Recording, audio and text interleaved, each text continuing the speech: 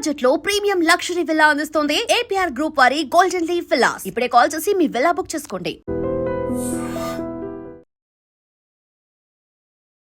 Welcome to I dream. నేను Udayasri. Trump అధికారంలోకి వచ్చాక అమెరికాలో H1B వీసాకి సంబంధించి చాలా డెవలప్మెంట్స్ జరిగాయి. ఇప్పుడు రీసెంట్గా ఇంకొక టాక్ కూడా వినిపిస్తోంది. కాంగ్రెస్ నుంచి H1B వీసా మొత్తం ట్రేస్ అవుట్ చేయాలని టాక్స్ కూడా వినిపిస్తూ ఉన్నాయి. అసలు H1B వీసా బిఫోర్ ఎలా ఉండేది ట్రంప్ అధికారంలోకి రాకముందు, తర్వాత వచ్చిన డెవలప్మెంట్స్ ఏంటి, లేటెస్ట్గా ఈ డెవలప్మెంట్స్ మనం వింటూ ఉన్నాం. మరి వీటి ఇంపాక్ట్ ఇండియన్స్ పైన ఏ విధంగా ఉండబోతోంది, ఇవన్నీ కూడా మనకు డీటెయిల్డ్గా తెలియజేయడానికి మనతో ఉన్నారు professor doctor Ravinder Raina, global economist. మాట్లాడదాం. సార్ నమస్తే, వెల్కమ్ టు అవర్ స్టూడియో. నమస్తే సార్, ట్రంప్ అధికారంలోకి రాకముందు H1B వీసాకి సంబంధించి ఎలాంటి రూల్స్ అండ్ రెగ్యులేషన్స్ ఉండేవి మన ఇండియన్స్కి? ఇప్పుడు ప్రెజెంట్ మళ్ళీ ఇంకొక టాక్స్ కూడా వినిపిస్తూ ఉన్నాయి కదా, మొత్తం ట్రేస్ అవుట్ చేసేసేయాలి అని. సో ఏంటి ఆ డెవలప్మెంట్స్? ఉదయశ్రీ గారు, ట్రంప్ గారు సెకండ్ టైము అడ్మినిస్ట్రేషన్లోకి ఎప్పుడు వచ్చారంటే 20th of January 2025కి, అంటే ఆల్మోస్ట్ ఒక 10 months, దాదాపుగా 10 months అవుతుంది. 10 months నుండి రకరకాల యాంగిల్స్లో అమెరికన్ ఎకానమీ అనేది చాలా డౌన్ఫాల్ అవుకుంటూ వస్తూ ఉంది. ఇప్పటికి కూడా అది largest economy in the world. దాదాపు 1874 నుండి ఇప్పటి వరకు గత 154 years నుండి లెక్క పెట్టుకున్నట్టయితే America is the largest economy in the whole world. ఆ పొజిషన్ అనేది స్లిప్ కావడానికి ఆస్కారం ఉంది. రష్యా ఇప్పుడు మనకి చైనా 2వ స్థానంలో ఉంది, అది ఫస్ట్ స్థానంలో రావడానికి ప్రయత్నం చేస్తూ ఉంది, అది జరగబోతుంది. సో ఇప్పుడు అమెరికన్ ఎకానమీ అనేది డౌన్ అవుతున్నది కాబట్టి ట్రంప్ అడ్మినిస్ట్రేషన్లో మాగా అని చెప్పి ఒక ప్రిన్సిపల్ పెట్టుకొని ఆయన పవర్లోకి వచ్చాడు, మేక్ అమెరికా గ్రేట్ అగైన్ అని చెప్పి. సో దాంట్లో భాగంగా అమెరికా ఫస్ట్, అమెరికన్స్ ఫస్ట్ అనే ఉద్దేశంతో ఈ రీఫార్మ్స్ అన్ని చేసుకుంటూ వస్తున్నాడు. ఇప్పుడు దాంట్లో భాగంగా టారిఫ్స్ ఒకటి వచ్చింది. మన ఇండియా ఎక్స్పోర్ట్స్ మీద టారిఫ్స్ దాదాపు 50% టారిఫ్స్ పెంచడం కానీ, చైనా మీద 200% పెంచడం కానీ, ఇట్లాంటివి జరుగుకుంటూ వచ్చాయి. దాంట్లో H1B వీసా అనేది ఒకటి ఇంపార్టెంట్ విషయం అండి. ఈ H1B వీసా అంటే ఏంటి అసలు? అది ఇంతకుముందు పరిస్థితి ట్రంప్ అడ్మినిస్ట్రేషన్లోకి రాకముందు ఎలా ఉంటుండేది, వచ్చిన తర్వాత ఎలా ఉంది, ముందు ఎలా జరగబోతుంది అనే దాని గురించి మనము క్షుణ్ణంగా పరిశీలన చేద్దాం. ఫస్ట్ పాయింట్ ఏంటంటే H1B వీసా అనేది ఒక గేట్వే లాంటిది. అది గేట్వే ఎలా అంటే, ఇప్పుడు మన దగ్గర చదువుకున్నటువంటి వాళ్ళు ఐఐటీలు, ఐఐఎంలు, రకరకాల టాప్ ఇన్స్టిట్యూషన్స్లో చదువుకున్న వాళ్ళు, యూనివర్సిటీలో చదువుకున్న వాళ్ళందరికీ కూడా B Tech, MBBS, different degrees, technological degrees complete చేసిన వాళ్ళందరికీ కూడా H1B వీసా అనేది ఒక గేట్వే అనమాట. అమెరికాకి ఎంటర్ కావడానికి, అమెరికాలో గ్రీన్ కార్డ్ రావడానికి, అమెరికన్ సిటిజన్షిప్ పొందడానికి, వీటికి ఒక గేట్వే లాగా యూజ్ చేసుకుంటూ వస్తున్నారు. మొత్తం మీద ఇప్పుడు H1B వీసా అనేది ఫీజు చూసుకున్నట్టయితే $15,000 వరకు ఉంటుండేది. దానికంటే తక్కువ కూడా ఉంటుంది. దాదాపు ఒక 5-6 years బ్యాక్ మనం చూసుకున్నట్టయితే H1B వీసా ప్రాసెస్ దానికి కట్టే ఫీజు అనేది 15,000 కంటే కూడా తక్కువ ఉంటుండేది. 15,000 కంటే తక్కువ ఉన్నప్పుడు అది అఫోర్డబుల్ రేట్లో ఉంది కాబట్టి అందరూ ఎంప్లాయర్స్ ఒక సైడ్, ఎంప్లాయీస్ కూడా other side, they always try to accept that and pay. ఇక్కడ మన ఇండియన్ కరెన్సీ ప్రకారం 15,000 అప్పుడు లేదండి, లేదు, అమెరికన్ డాలర్లలో 15,000. అంటే ఇప్పుడు డాలర్ రేటు దాదాపు $89 ఉన్నది. $89 మనం చూసుకున్నట్టయితే అది చాలా, $15,000 అంటే చాలా పెద్ద మొత్తంలో. మన దగ్గర అసలు ఐఏఎస్ ఆఫీసర్, డిస్ట్రిక్ట్ కలెక్టర్ కాదు కదా, చీఫ్ సెక్రటరీకి, ప్రెసిడెంట్ ఆఫ్ ఇండియా కూడా $10,000 జీతం రాదు. ప్రైమ్ మినిస్టర్ ఆఫ్ ఇండియా కానీ ఎవరికైనా కూడా ప్రెసిడెంట్కి అంత జీతం లేదంటే, ప్రెసిడెంట్కి ఆల్మోస్ట్ about 5 lakhs రూపీస్ వస్తుంది అనుకోండి. మనము ఈ $15,000 మనము రూపీస్లో కన్వర్ట్ చేసినట్టయితే చాలా హెవీ అమౌంట్ అది. సో అలాంటప్పుడు 15,000 మీరు ఒక టెక్నోక్రాట్ని ఎంప్లాయ్ చేయడానికి వీసా ప్రాసెసింగ్ ఫీజు మాత్రమే పే చేయాలి. ఎవరు పే చేస్తారు? అది ఎంప్లాయర్ పే చేస్తాడు. ఎంప్లాయీ ఎక్కడి నుండి పే చేస్తాడు? మళ్ళీ ఎంప్లాయీ మీద ఏదో రకంగా దాన్ని బర్డన్ షిఫ్ట్ చేస్తూ ఉంటాడు, డైరెక్ట్గానో ఇండైరెక్ట్గానో. సో 15,000 అనేది ఎక్కువ అసలు యాక్చువల్గా. మనలాంటి ఇండియన్ టెక్నోక్రాటిక్ ఇండియన్ ఎంప్లాయీస్కి 15,000 ఎక్కువనే. 15,000 నుండి $1,00,000 పెంచాడండి. అది ఎప్పుడు పెంచాడు? ఈ మధ్యనే. అంటే దాదాపు మనకు సెప్టెంబర్లో ఇప్పుడు టారిఫ్స్తో ట్రై చేశాడు. టారిఫ్స్ ద్వారా సక్సెస్ కాలేదు అతను. టారిఫ్స్లో సక్సెస్ కాలేదు కాబట్టి ఆ యొక్క గ్యాప్ను ఏ రకంగా ఫుల్ఫిల్ చేయాలనేది ఈ వీసాను తీసుకొచ్చాడు అనమాట. వీసాను తీసుకురావడం వల్ల $15,000 నుండి $1,00,000 పెంచాడు. $1,00,000 కంటే మీకు దాదాపు 89 లక్షలు, నియర్లీ 90 లక్షల రూపాయలు వీసా ప్రాసెసింగ్ మాత్రమే కట్టాల్సి వస్తుందన్నమాట. అలాంటప్పుడు మన దగ్గర నుండి పోయే టెక్నోక్రాట్స్ వాళ్ళ జీతాలు ఎంత? అమెరికన్ స్టాండర్డ్స్ చూసుకుంటే అయితే $5,000 నుండి 15,000, 20,000 సంపాదించే వాళ్ళు ఉన్నారు. 10,000 నుండి 20,000 మధ్యన సంపాదించే వాళ్ళు చాలా తక్కువ మంది ఉన్నారు. 5 నుండి 10,000 మధ్యన సంపాదించే వాళ్ళు ఎక్కువ మంది ఉండొచ్చు. అంటే ఇప్పుడు మీరు ఆ జీతంతో చూసుకుంటే సంవత్సరం యొక్క ఆల్మోస్ట్ 1 ఇయర్ సాలరీ అనేది నీకు దానికి వెళ్ళిపోతుంది వీసా ఫీకి. ఎంప్లాయర్ ఏమనుకుంటాడు, మిమ్మల్ని తీసుకురావడం వల్ల మాకు బర్డెన్ ఎక్కువైపోతుంది. ఆల్మోస్ట్ మీకు ఒక 1 ఇయర్ పేమెంట్ ఏదైతే మేము చేయాలనుకుంటున్నామో ఆ 1 ఇయర్ మేము ముందే మీ పేరు మీద మేము వీసా ఫీజు కట్టాల్సి వస్తుంది. సో కాబట్టి మాకు ఎక్సెసివ్ బర్డెన్ అవుతుంది, మీరు అక్కర్లేదు, మేము లోకల్ వాళ్ళని మేము వెతుకుంటాము అన్న పాయింట్ అనమాట. అంటే లోకల్ పీపుల్ని ఎంప్లాయ్ చేయడానికి, లోకల్ ఎంప్లాయ్మెంట్ ఆపర్చునిటీస్ ఇంప్రూవ్ చేయడానికి కొరకు ఇది ఒక స్ట్రాటజీ అనమాట. సో దానివల్ల ఒక డిక్రీ, ప్రెసిడెన్షియల్ డిక్రీ అనేది ఇష్యూ చేశాడు. ఎప్పుడు చేశాడు? 19th of సెప్టెంబర్కి ఇష్యూ చేసి 21st of సెప్టెంబర్ 2025 నుండి అది అమల్లోకి వచ్చింది. దానిలో కొంచెం ఎగ్జామ్షన్స్ వచ్చాయనుకోండి. రకరకాల ఎగ్జామ్షన్స్ ఏంటంటే, ఇప్పుడు మామూలుగా మనకు మెడికల్ ఫీల్డ్ ఉందనుకోండి, హెల్త్ కేర్ టెక్నాలజీస్ ఉన్నాయి. హెల్త్ కేర్ టెక్నాలజీస్లో అమెరికన్స్ అంత పెద్దగా వాళ్ళు అచీవ్ చేసింది లేదు. సో మనలాంటి ఇప్పుడు ఇండియాలో ఉన్న మెడికల్ సైంటిస్ట్ కావచ్చు, మెడికల్ డాక్టర్స్ కావచ్చు, ఇంకా వేరే దేశాల్లో ఉన్నటువంటి మెడికల్ డాక్టర్, యూరోప్ నుండి కావచ్చు, వాళ్ళకు అవకాశం ఇవ్వడానికి వరకు అదొకటి యూజ్ అవుతుంది అన్నమాట H1B వీసా అనేది. ఇంజనీర్స్, ఇప్పుడు మన దగ్గర ఐఐటీస్, ఐఐఎమ్స్, మనము 2 ఐస్ ఆఫ్ ఇండియా అని చెప్పి అంటాం వాటిని. వాళ్ళ అక్కడ నుండి గ్రాడ్యుయేట్ అయ్యే మెజారిటీ ఆఫ్ ద పీపుల్ దాదాపు 90% వరకు యుఎస్కు, యూకేకి, అక్కడికే వెళ్తున్నారు. ఎందుకు వెళ్తున్నారు అనేది కూడా మనం చూసినట్టయితే, ఇప్పుడు ఐఐటి, ఐఎంలలో పనిచేసిన అది చదువుకున్న వాళ్ళకు బార్క్ ఉందనుకోండి, బాబా అటామిక్ రీసెర్చ్ సెంటర్ ఉంది. మనకి ఇంకా రకరకాల సైన్స్, సిఎస్ఐఆర్ అట్లాంటి ఇన్స్టిట్యూషన్స్ ఉన్నాయి. లేకపోతే ఇస్రో లాంటిది ఉంది, ఇండియన్ స్పేస్ రీసెర్చ్ ఆర్గనైజేషన్ ఉంది. ఇక్కడ జీతాలు ఎంత వస్తాయి వాళ్ళకు? ₹1,00,000 కూడా రావు అసలు. ₹1,20,000 వచ్చింది. కలెక్టర్ కూడా జీతం ఎంత వస్తుంది? ₹57,000 వస్తుంది. సో ఇలాంటప్పుడు వాళ్ళకి ₹1,00,000 జీతంతో ఇండియాలో బతికే కంటే అక్కడ పోతే 10 లక్షలు వస్తుంది, 20 లక్షలు వస్తుంది నెలకి అనే ఉద్దేశంతో చాలామంది వెళ్ళడానికి ప్రయత్నం చేస్తున్నారు. సో దానిలో భాగంగా ఇప్పుడు ఎక్కువగా అడ్వాంటేజ్ తీసుకొని ఎక్కువగా బెనిఫిట్ అయ్యే వాళ్ళు ఎవరు ఈ H1B వీసా ద్వారా అంటే భారతీయులు మాత్రమే. ఇప్పుడు మీకు ఒక ఉదాహరణ చెప్తాను.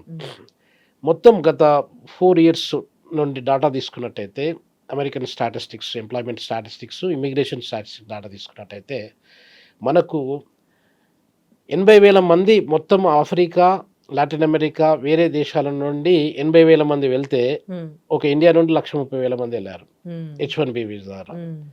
ఇప్పుడు మనకు ఇది చూసుకోండి, మీరు అమెజాన్ కంపెనీ ఉంది. అమెజాన్లో దాదాపు హైయెస్ట్ అరౌండ్ 10,500, 11,000 పీపుల్ ఒక అమెజాన్ కంపెనీ మాత్రమే H1B వీసాను యూజ్ చేసుకొని మన ఇండియాలో ఉన్నటువంటి సైంటిస్టులను, టెక్నోక్రాట్లను, మ్యాథమెటిషియన్స్ని, ఎకనామెట్రిషియన్స్ని వీళ్ళందరినీ తీసుకెళ్ళింది అనమాట. గూగుల్ కూడా ఒక దాదాపు 5,500. ఈ రకంగా ఇప్పుడు మీరు అడిగిన క్వశ్చన్కి కాంగ్రెస్ విమెన్ ఆమె ఒక రీఫార్మ్ మొన్ననే జస్ట్ ఒక 1-2 days బ్యాక్ థర్స్డే రోజు she spoke openly in public meeting. ఆమె ఏం చెప్తుందంటే, ఈ H1B వీసా రావడం వల్ల దీన్ని యూజ్ చేసుకొని నాన్ అమెరికన్స్, ఫారినర్స్ వాళ్ళు బెనిఫిట్ పొందుతున్నారు. మన అమెరికన్స్కి ఒరిగేదేం లేదు. సో కాబట్టి దాన్ని ఈ $1,00,000 పెంచడము, అలా వాళ్ళని తగ్గించడం కంటే దాన్ని మొత్తం తీసేస్తేనే బాగుంటుంది అనేది పాయింట్ తీసుకొచ్చింది అనమాట. సో దానిలో ఏం జరుగుతుందంటే, ఇప్పుడు మార్జోరీ టైలర్ గ్రీన్ అని ఆమె పేరు, she's N MP from Congress అనమాట. ఆమె తీసుకొచ్చిన పాయింట్లో ఇప్పుడు రిపబ్లికన్ ఎంపీ ఆమె ఏం చెప్తుందంటే, నేను ఒక బిల్లుని ఇంట్రడ్యూస్ చేస్తాను. ఆ బిల్లుని ఇంట్రడ్యూస్ చేసినప్పుడు దీన్ని గ్రాడ్యువల్గా ఫేజ్ అవుట్ చేసేస్తాం. H1B వీసా అనేది లేదు ఇంకా ఆప్షన్. ఆమె పాయింట్ ఏంటంటే, ఆమె ఏం చెప్తుందంటే, అమెరికన్ పీపుల్ చాలా talented people. American people are the most innovative people. అమెరికన్స్ను మనం ఎంప్లాయ్ చేయకుండా H1B వీసా పేరుతోని ఇండియన్స్నో, లేకపోతే సౌత్ ఆఫ్రికన్స్నో, లేకపోతే ఇక్కడ ఫిలిప్పైన్స్లో నుండో, లేకపోతే థాయిలాండ్ నుండో తీసుకొస్తున్నాము, చైనా నుండి తీసుకొస్తున్నాము. అవన్నీ మనం బంద్ చేయాలి. బంద్ పెట్టాలంటే ఏం చేయాలి? H1B వీసాని కంప్లీట్గా తగ్గించుకోవాలి. అదొకటి. అంటే దాదాపు ఇప్పుడు లాటరీ సిస్టమ్ కూడా ఉందండి. డీబీ లాటరీ అని చెప్పి మీరు విని ఉంటారు. డీబీ లాటరీ ద్వారా కూడా మీరు లాటరీ అంటే షార్ట్ కట్ మెథడ్లో అమెరికాకి పోవడానికి అదొక ఇదనమాట. సో దాంట్లో కూడా దాదాపు 1,00,000 వరకు వాళ్ళు మనకు వీసాలు ఇవ్వడానికి డీబీ ద్వారా కూడా వాళ్ళు ప్రయత్నం చేస్తున్నారు. ఇవన్నిటిని బంద్ పెట్టినట్టయితే ఆమె చెప్పేది ఏంటంటే, మార్జరీ చెప్పేది ఏంటంటే, లాస్ట్ ఇయర్లోనే దాదాపు 9,000 నుండి 10,000 మంది మెడికల్ డాక్టర్లు అమెరికన్ యూనివర్సిటీ నుండి గ్రాడ్యుయేట్ అయ్యారు. వాళ్ళ పరిస్థితి ఏంటి? ఇప్పుడు మనం మెడికల్ డాక్టర్లు ఇండియా నుండో వేరే కంట్రీస్ నుండి తీసుకొచ్చుకున్నట్టయితే వాళ్ళ పరిస్థితి ఏంటి అసలు అమెరికాలో? సో కాబట్టి వాళ్ళకు ఇంపార్టెన్స్ ఇచ్చి అమెరికా సిటిజన్స్కి ఇంపార్టెన్స్ ఇచ్చి అప్పుడు గ్యాప్ ఏదైతే ఉందో, డిమాండ్ సప్లై గ్యాప్ ఏదైతే ఉందో అది ఫుల్ఫిల్ కాకపోతే అప్పుడు మనము వేరే దేశస్తుల మీద ఆధారపడతాం. వాళ్ళకి H1B వీసా ఇంతకుముందు ఇచ్చే నంబర్స్ కంటే చాలా తక్కువ మొత్తంలో ఇద్దాము అన్న ఉద్దేశంతోనే ఆమె బిల్లు ప్రవేశపెడతామని చెప్పి అనౌన్స్ చేసింది. సో అది జరుగుతుందన్నమాట. ఇది లేటెస్ట్ డెవలప్మెంట్స్. ఈ మధ్య కాలంలో H1B వీసాలో జరిగిన డెవలప్మెంట్స్ అవే అన్నమాట. ఈ బిల్ పాస్ అయ్యే ఛాన్సెస్ ఉన్నాయండి? ఒకవేళ పాస్ అయితే ఏంటి పరిస్థితి? పాస్ కావడానికి ఆస్కారం ఉంటుందండి. ఇప్పుడు జనరల్గా ప్రెసిడెన్షియల్ డిక్రీస్ కూడా ఒక certain amount of money financial ట్రాన్సాక్షన్స్లో కానివ్వండి, సర్టెన్ కండిషన్స్ పేరు మీద వాళ్ళు ప్రెసిడెన్షియల్ డిక్రీస్ వాళ్ళు రిలీజ్ చేయడానికి ఆస్కారం ఉంటుంది, ఎమర్జెన్సీ పీరియడ్ ఏదైనా ఉన్నట్టయితే. ఇప్పుడు ట్రంప్ వచ్చినప్పటి నుండి చాలా ప్రెసిడెన్షియల్ డిక్రీస్ని ఆయన రిలీజ్ చేశాడు. అలా రిలీజ్ చేసినప్పుడు చాలామంది కోర్టుకి వెళ్ళారనమాట. కాలిఫోర్నియాలో కావచ్చు, రకరకాల స్టేట్స్లో కావచ్చు, వాళ్ళు కోర్టుకి వెళ్ళారు. అసలు ప్రెసిడెంట్ ఇలా చేయడము ఎంతవరకు సమంజసము, అది కరెక్టా, దాని ఇంపాక్ట్ అనే ఒక్క వ్యక్తి డెసిషన్ తీసుకోవడం వల్ల ఇండస్ట్రీస్ మీద ఎలా దాని ఇంపాక్ట్ పడుతుంది, టెక్ కంపెనీస్ మీద, ఇప్పుడు అమెజాన్ కావచ్చు, ఫేస్బుక్ కావచ్చు, మనకు రకరకాల కంపెనీస్, గూగుల్ కావచ్చు, ఇట్లా అంటే టెక్ కంపెనీస్ మీద ఎలాంటి ప్రభావం పడుతుంది, వాళ్ళ ఫ్యూచర్ ఏంటి అని చెప్పి ఏమో ఆలోచించకుండా అది దుందుడుకు నిర్ణయాలు అంటారు కదా మన దగ్గర, అలా తీసుకోవడం వల్ల ఈ యొక్క ఇంపాక్ట్ జాబ్ మార్కెట్లో, ఇండస్ట్రీలో, ప్రొడక్టివిటీలో, లేబర్ మార్కెట్లో ఎట్లాంటి ఇంపాక్ట్ని క్రియేట్ చేస్తుంది అనేది చెప్పి చూడాల్సిన అవసరం ఉందన్నమాట. ఇప్పుడు అతను చేశాడు, డిగ్రీ ఇష్యూ చేశాడు. 21 సెప్టెంబరు 2025 డిగ్రీ ఇష్యూ చేశాడు. ఆ డిగ్రీ ఇష్యూ చేయడం కరెక్టా కాదా అని చెప్పి చాలా వరకు కోర్టులో కేసెస్ ఫైల్ చేశారు. అయితే వాళ్ళు చెప్పేది ఏంటంటే, అసలు president doesn't have the power, ఆయన only certain amount of financial. ఇప్పుడు $1,00,000 పెంచడం అనేది 15,000 నుండి $1,00,000 అంటే ఎన్ని రెట్లు పెంచాడు? దాదాపు 7 times, 6.5-7 times పైన పెంచాడు. అలా పెంచడం వల్ల ఆ ఫైనాన్షియల్ దాని ఇంప్లికేషన్స్ ఎలా ఉంటాయి, ప్రెసిడెంట్కి నిజంగా అధికారం ఉందా లేదా అని చెప్పి చూడాల్సిన అవసరం ఉందన్నమాట. సో వాళ్ళు ఛాలెంజ్ చేసేది ఏంటంటే, ఆయన డెసిషన్ని డిక్రీస్ ఛాలెంజ్ చేసేది ఏంటంటే, మీకు ప్రెసిడెంట్ అయినా కూడా మీకు అధికారం లేదు. ఒకవేళ మీరు అడిగిన క్వశ్చన్కి బిల్లు మనము ప్రవేశపెట్టినట్టయితే, కాంగ్రెస్లో బిల్లు ప్రవేశపెట్టినట్టయితే, ఆ బిల్లు ద్వారా బిల్లు పాస్ అయినట్టయితే then that will be acceptable. ఇప్పుడు వాళ్ళు చేయబోయేది అదే అనమాట. ఈ $1,00,000 అలానే ఉంచినా కూడా అది బిల్లు ప్రవేశపెట్టినట్టయితే ఇంకా ఈ H1B వీసాలు ఇంతకుముందు దాదాపు 1,00,000, 1,50,000, 2,00,000 వరకు కూడా రకరకాల యాంగిల్స్లో మోటివేషన్ చేసి, ఈ టెక్ కంపెనీస్ మాకు ఇంకా వేరే పరిస్థితి ఏం లేదు, వేరే ఆల్టర్నేటివ్స్ ఏం లేవు, మేము తెచ్చుకోవాలనే ఉద్దేశంతో కూడా వాళ్ళు మన భారతదేశం నుండి ఎక్కువ శాతము H1B వీసాలు ఇచ్చేసి మన ఎంప్లాయీస్ని అక్కడ తీసుకుపోవడం జరిగింది అన్నట్టు.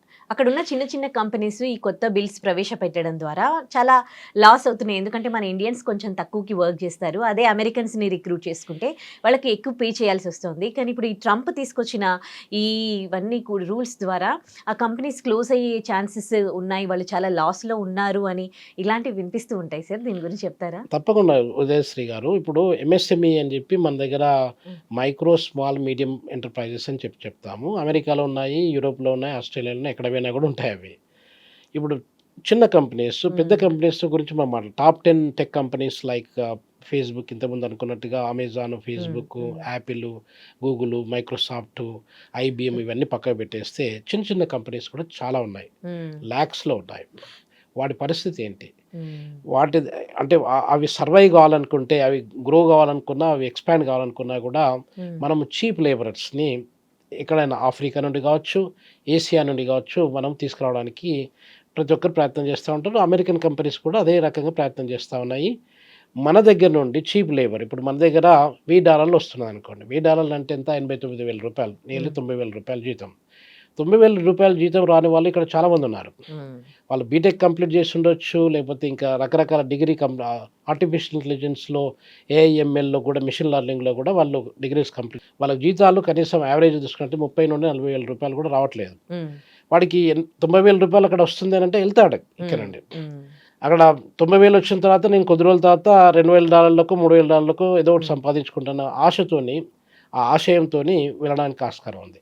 ఇలా వెళ్ళినప్పుడు ఏమవుతుందంటే ఉదయశ్రీ గారు, అక్కడ జాబ్ మార్కెట్లో వేజెస్ అనేది చాలా ట్రెమెండస్గా పడిపోవడానికి ఆస్కారం ఉంది. పడిపోతున్నాయి కూడా. ఈ చిన్న కంపెనీస్, మీరు అడిగిన ప్రశ్నకి, ఈ చిన్న కంపెనీస్ అలాంటి లేబరర్స్ని తీసుకొని వచ్చి ఆ కంపెనీని రన్ చేసే వాళ్ళ మీద పరిస్థితి ఏంటి ఇప్పుడు? వాడు $1,00,000 ఎక్కడ పెడితే వాడు మొత్తం టర్న్ ఓవర్ కూడా ఒక్కొక్కసారి $1,00,000 ఉండకపోవచ్చు. అలాంటివప్పుడు వీడు $2,000-3,000 జీతం ఇచ్చి తీసుకొచ్చిన వాడు $1,00,000 పే చేయడానికి ఎట్లా అవుతుంది? కాదు. సో అది దాని మీద ట్రెమెండస్గా, అంటే నెగటివ్ ఇంపాక్ట్ అనేది ఆ చిన్న చిన్న కంపెనీస్ మీద పడడానికి ఆస్కారం ఎక్కువ ఉంది. కానీ ఇన్ని వీసాలు ఇన్ని చేంజెస్ వచ్చినా కానీ అక్కడున్న మన ఇండియన్స్ ఏమీ బ్యాక్ రావట్లేదు, అండ్ ఇక్కడ అమెరికా వెళ్ళాలన్న ఆశ చావట్లేదు. సో ఇట్లాంటి సిచ్యువేషన్లో అమెరికా వెళ్ళడం బెటర్ అంటారా, లేకపోతే వేరే అదర్ ఆప్షన్ చూసుకోవడం బెస్ట్ అంటారా? చూడండి, ఇప్పుడు అమెరికా అనేది ఒక డ్రీమ్ అయిపోయింది. అది ప్రతి ఒక్కరికి, భారతీయ దేశంలో ఉన్న వాళ్ళే కాకుండా మన దగ్గర 200 దేశాలు ఉన్నాయి. ఆల్మోస్ట్ 200 దేశాల ప్రజలకు కూడా అమెరికా అనేది ఒక డ్రీమ్ కంట్రీ లాగా అయిపోయిందండి. ఎందుకు అయిపోయిందని అంటే, అది పెద్ద ఆర్థిక వ్యవస్థ. మనం ఇంతకుముందు చెప్పుకున్నట్టుగా దాదాపు 155 సంవత్సరాల నుండి అది largest economy in the world, number 1. Number 2, population మనతో కంపారిజన్ చాలా తక్కువ. ఇప్పుడు మొత్తం పాపులేషను మీకు అప్రాక్సిమేట్లీ ఒక 34 కోట్లు 35 కోట్లు మాత్రమే ఉంది. మన దగ్గర 145 కోట్లు ఉంటే అక్కడ 34 కోట్ల జనాభా అంటే చాలా తక్కువ. అంటే 340 మిలియన్ పీపుల్ అక్కడ ఉన్నారు.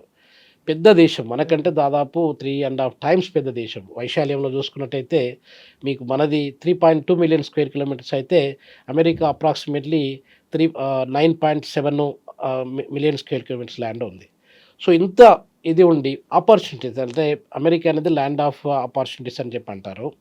అక్కడ ఆపర్చునిటీస్, లీగల్ సిస్టమ్స్, తర్వాత ఇన్ఫ్రాస్ట్రక్చర్, ఇవన్నీ కూడా మనకంటే చాలా డెవలప్డ్. మన పర్ క్యాపిటల్ ఇన్కమ్తో పోల్చుకున్నట్టయితే ఇప్పుడు మన దగ్గర పర్ క్యాపిటల్ ఇన్కమ్ $2,200 ఉన్నట్టయితే అమెరికాలో దాదాపు $60,000 పైన పర్ క్యాపిటల్ ఇన్కమ్ ఉంది. సో ఈ రకంగా చూసుకున్నట్టయితే ఓవరాల్గా America is the best country మన వాళ్ళ ఉద్దేశం ప్రకారం. అక్కడ మనము సర్వైవ్ కావచ్చు, అక్కడ తొందరగా మనీ మేక్ చేసుకోవచ్చు, మన లైఫ్ని సెటిల్ చేసుకోవచ్చు అనే ఉద్దేశంతో చాలామంది, ఇప్పుడు సుందర్ పిచ్చై కూడా H1B వీసా ద్వారానే వెళ్ళాడు. సత్య నాదెండ్ల కూడా మన హైదరాబాద్ నుండి, ఆయన CEO ఆఫ్ మైక్రోసాఫ్ట్, ఆయన కూడా H1B వీసా ద్వారానే వెళ్ళారు. వాళ్ళు now they become established CEOs. ఇప్పుడు సుందర్ పిచ్చయ్య మొన్ననే బిలియనేర్ అయ్యాడు. దాదాపు 7 సంవత్సరాల పైన ఆయన CEOగా పనిచేసి ఆయన income approximately about 800 crore per month ఆయన ఎర్న్ చేసే శాలరీ. సో దాంతోనే ఆయన బిలియనేర్ అయ్యాడు. ఇట్లా బిలియనేర్ అయిన వాళ్ళు, అంటే మన ఇండియా నుండి అమెరికాకు మైగ్రేట్ అయ్యి బిలియనేర్ అయిన వాళ్ళ సంఖ్య చాలా ట్రెమెండస్గా పెట్టుకుంటూ వచ్చింది. ఎందుకు పెరిగిందంటే వాళ్ళు ఒకవేళ ఇండియాలో ఉన్నట్టయితే వాళ్ళు బిలియనేర్ కాదు కదా, మిలియనేర్ కూడా కాకపోయేవాళ్ళు. సో ఇట్లా వాళ్ళ ఫాస్ట్ గ్రోత్ అనేది అక్కడ ఉంటుందనే ఉద్దేశంతో అక్కడికి వెళ్ళిన వాళ్ళ సంఖ్య పెరుగుకుంటూ వస్తుంది. ఇప్పటి కూడా అది డ్రీము. ఇప్పుడు ఈ కండిషన్స్, ఇప్పుడు 10 నెలల నుండి ఈ ట్రంప్ అడ్మినిస్ట్రేషన్లోకి వచ్చిన తర్వాత ఆ డెవలప్మెంట్స్ జరిగినా కూడా మన దగ్గర ఉన్న యూత్కు కానీ, మన దగ్గర ఉన్న చదువుకున్న వాళ్ళ టెక్నోక్రాట్స్ కానీ ఇంట్రెస్ట్ తగ్గట్లేదు. ఎందుకు తగ్గట్లేదు అంటే, ఏదో ఒక రోజు ట్రంప్ అయితే ఎంతో కాలం ఉండడు కదా, ఇంకా అప్రాక్సిమేట్లీ 3 years ఉంటాడు ఆయన. 3 years ఉండొచ్చు, ఉండకపోవచ్చు కూడా. సో ఇలాంటప్పుడు ఒకసారి మనం అమెరికాలో అడుగుపెట్టినట్టయితే ఇంకా అక్కడ వేణతాది ఇవన్నీ ఏదో చూసుకోవచ్చు అన్న ఉద్దేశంతో చాలామంది ఇల్లీగల్గా ఇమిగ్రెంట్ ద్వారా పోయిన వాళ్ళు కూడా ఉన్నారండి. మొన్న ఒకటి నేను ఆర్టికల్ చదువుతున్నాను, జస్ట్ ఒక ఫ్యూ మంత్స్ ఎగో. ఒక అబ్బాయి వాళ్ళ తల్లిదండ్రులు ఇటలీకి పంపించారంట. పంపించినాక 2 weeksలోనే ఆయన అమెరికాకి వెళ్ళాడు. పేరెంట్స్ మన పంజాబ్ నుండి అతని అబ్బాయి, పేరెంట్స్ కూడా తెలియదు ఆ విషయం. అమెరికాకి వెళ్ళాడు. అమెరికాలో they found him is illegal immigrant, they deported him. So ఇలాంటివి జరుగుతూ ఉంటాయి చాలా మంది. అంటే ఇప్పుడు మీకు మెక్సికో నుండి కానీ, ఇథియోపియా, నేను ఇథియోపియాలో వర్క్ చేశాను చాలా సంవత్సరాల కిందట. ఎరిట్రియా నుండి పోయిన వాళ్ళ సంఖ్య చాలా ఉన్నాయన్నమాట. ఇప్పుడు మీరు వాషింగ్టన్ డీసీకి మీరు కూడా వెళ్ళారు, నేను కూడా ఒక 10 years బ్యాక్ వాషింగ్టన్ డీసీకి వెళ్తే ఇక్కడ టాక్సీ డ్రైవర్ని వెళ్ళినా కూడా దాదాపు 70% మీకు ఇథియోపియన్స్, ఎరిట్రియన్సే కనిపిస్తారు అక్కడ. అంటే పాయింట్ ఏంటంటే ఇల్లీగల్గా వచ్చినటువంటి ఇమిగ్రెంట్స్ సంఖ్య చాలా విపరీతంగా ఉంది. ఎందుకంటే ప్రతి ఒక్కరు H1B వీసాలో లేకపోతే ప్రాపర్ వీసా ప్రాసెసింగ్లో స్టూడెంట్ వీసాను తీసుకొని పోవాలంటే పోలేరు కదా. సో ఇది జరుపుకుంటూ వచ్చిందనమాట. సో కాబట్టి దాని ఇంపాక్ట్ అనేది ట్రెమెండస్గా నెగటివ్గా ఉండడానికి మన ఇండియన్స్ మీద ఎక్కువ శాతము ఉండడానికి చాలా ఆస్కారం ఉందండి. Right, thank you so much అండి, చాలా డీటెయిల్గా తెలియజేశారండి. Thank you. And for more videos, Please subscribe to iDream. Please subscribe to iDream. Please subscribe iDream. And please subscribe to iDream. For more videos, subscribe to iDream. please like, share and subscribe to the channel. Congratulations, iDream.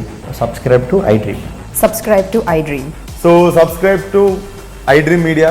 iDream ki iDream team andarki huge congratulations. Please subscribe iDream Media. Please subscribe to iDream. Subscribe iDream. Please subscribe to iDream. iDream అంటే నా కళల channel subscribe చేసుకున్న నోరు తిరుగుతలేదు, మీరైతే గంట గుర్తు కొట్టండి. For more such videos, please subscribe to iDream. Subscribe to iDream. Please subscribe to iDream. Please subscribe iDream Media. Please do subscribe to iDream. Please subscribe to iDream Media. For best entertainment and information, please subscribe iDream. And don't forget to subscribe to iDream.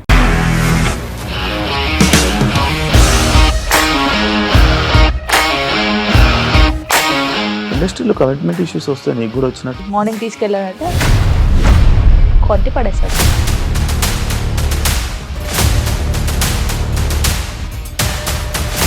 ఒక్కళ్ళు కూడా చూడలేదు ఈ cinema అని చెప్పడానికి కూడా చాలా ధైర్యం కావాలి. అది నిజం కదా, దాంట్లో ధైర్యం ఏంటి? ఇది నెక్స్ట్ డే ప్లేట్ మార్చేస్తే తప్పు కదా. As of now we are comfortable this అని నేను అనుకుంటున్నాను. రష్మిక గారిది మీది ఒకే ఊరు అంట కదా.